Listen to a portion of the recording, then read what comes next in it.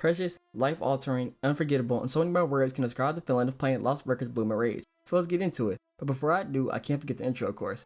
What up, gangy? My name is Pioneering Gaming, and this is my review of Lost Records Bloom and Rage in 2026. Bloom and Rage is about going in between the summer of '95 and the present in 2022. You play as Swan, and the friends you meet are called Autumn, Nora, and Kat. You all made a promise in the summer, but it was forgotten. And when a box shows up at that Autumn mom's doorstep labeled for Bloom and Rage, you have to relive that summer and find out what was the promise. That's hard, ain't it? Okay. Now, the game is set in Velvet Cove, Michigan. I noticed because of Wikipedia. Shout out Wikipedia. I should just say that you can't use it. I just did. Now, the game does say actually that it's set in Velvet Cove, but I never knew it was in Michigan. I've been to Michigan once actually, and I was ironically around the age it was during the summer or the fall that they are. It's drop dead gorgeous, the game is, I'm not gonna lie. I literally said sometimes this feels like a movie, not a game. Life is Strange type stuff, you know what I mean? But movie or a game, they still make me cry and laugh the same. Hey, another ride for this was going to be amazing just off of that. The game tackles a lot of emotions and real life experiences that are truly relatable. I remember meeting people and clicking with them instantly. It felt like fate, honestly. The rebellious aspect just showcases that certain things never die no matter what. Because even to this day, teens are still rebellious, I ain't gonna lie. Even I was a little bit back then for sure. I remember I used to always get in trouble and be up to something. I stayed in the principal's office, but that was my past. Also, the heavy emotions within this game, you know, I'm not gonna speak on or like say of them because, you know, they're pivotal to the story and a very big part of the story that you want to experience, which is the reason why you play story games like this, you know.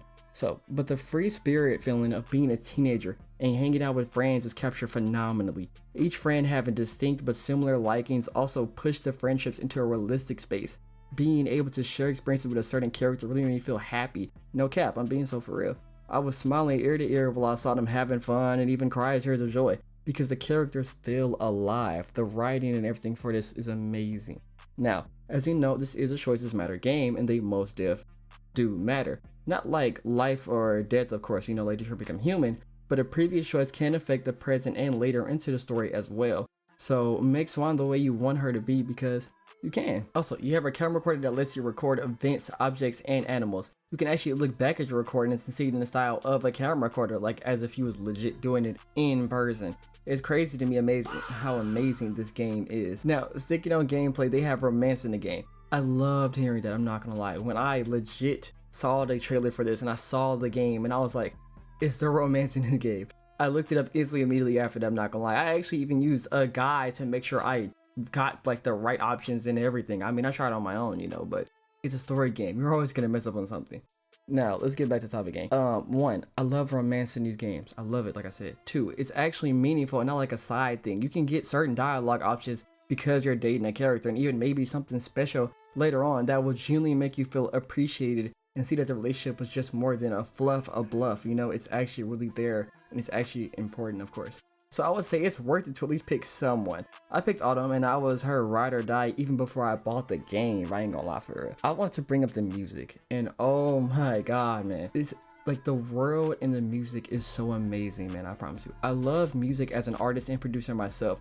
The soundtrack is the best I've ever heard in a game. It got me back into my rock playlist for real. The sound selection outside of the soundtrack really gets you immersed in every situation. The birds, feet hitting rocks, and even minimal stuff like picking objects. I feel like I'm in the room or outside with them experiencing the same things they are experiencing, of course. That's the end of my review. Is it a most def or a nah? Let me know what you think in the comment section down below.